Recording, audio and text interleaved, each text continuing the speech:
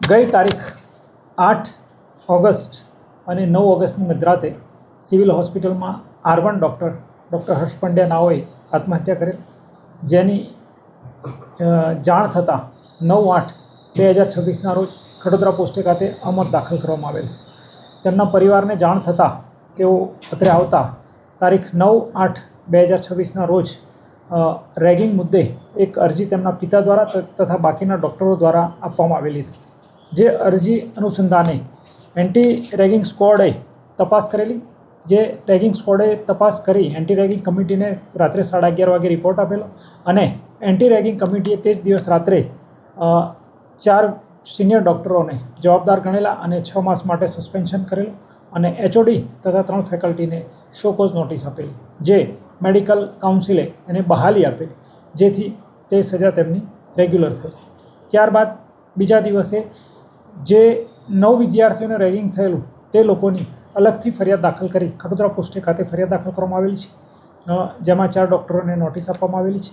ત્યારબાદ ડૉક્ટર હર્ષ પંડ્યાના પિતાજી ગઈકાલે અકસ્માત મોતના કારણે વિશેષ નિવેદન લખાવવા આવતા તેમણે પણ રેગિંગ કમિટીના રિપોર્ટ આધારે દુષ્પ્રેરણાના ગુનાની જાહેરાત કરેલી, જેના આધારે ગઈકાલ સાંજે 10:30 ખડોદરા પોસ્ટે ખાતે તેમની ફરિયાદ પૂર્ણ કરી રજીસ્ટર કરવામાં આવેલી છે અને આગળની કાર્યવાહી ખડોદરા પોલીસ સ્ટેશન દ્વારા કરવામાં આવેલી છે.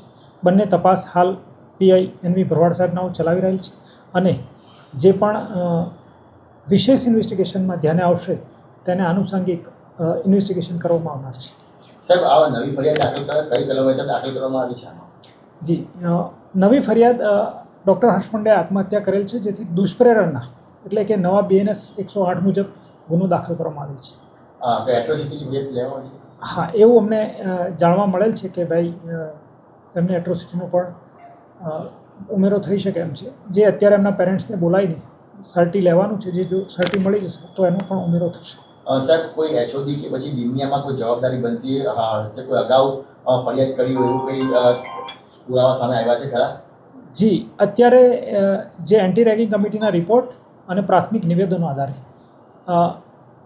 તે લોકોએ એવું રજૂઆત કરી છે કે અમે કરી છે રજૂઆત, પણ તેનું લેખિત કે મૌખિક કોઈ સમર્થન હાલના સ્ટેજે મળેલ નથી. પરંતુ ઇન્વેસ્ટિગેશન ચાલુ છે અને એનું ક્રોસ વેરિફિકેશન પણ થવાનું છે, જેથી જે સત્ય હશે તે બહાર અચૂક આવશે. સાહેબ, હર્ષે કે અન્ય ડૉક્ટરે કોઈ ફરિયાદ કરી હતી આ એન્ટી રેગિંગ કમિટીને, ડીનને કે પછી HODને? હાલ સુધી કોઈ લેખિત ફરિયાદનું ધ્યાને બિલકુલ નથી આવેલ, પરંતુ જે બાકીના વિદ્યાર્થીઓ છે તે મૌખિક રજૂઆત કરેલાનું જણાવે છે. પરંતુ એ મૌખિક રજૂઆત કોણે, ક્યારે અને ક્યાં કરી તે બાબતે પણ